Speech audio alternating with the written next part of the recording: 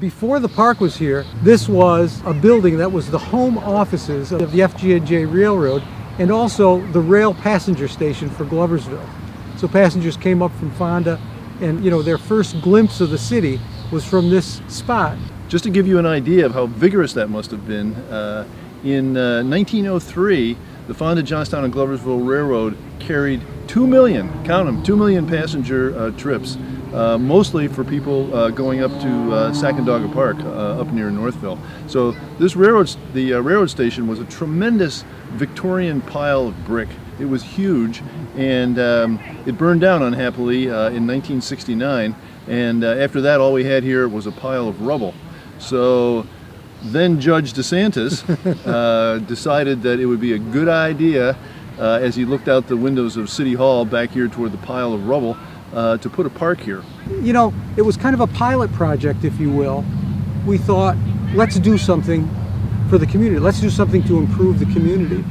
And why not do something to improve the community in the middle of the community, very close to residential areas, accessible to people. And so this was the spot to do that.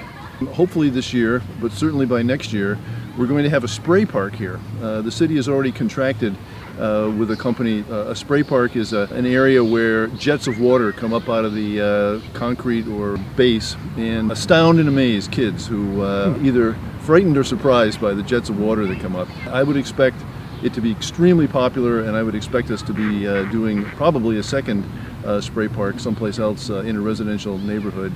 The thing is that first thing we started to build was that tree island at Bleecker Square, and that was kind of a first project because it was a small project that was very doable, and so we got a $2,000 grant from Global Relief, and we developed that one.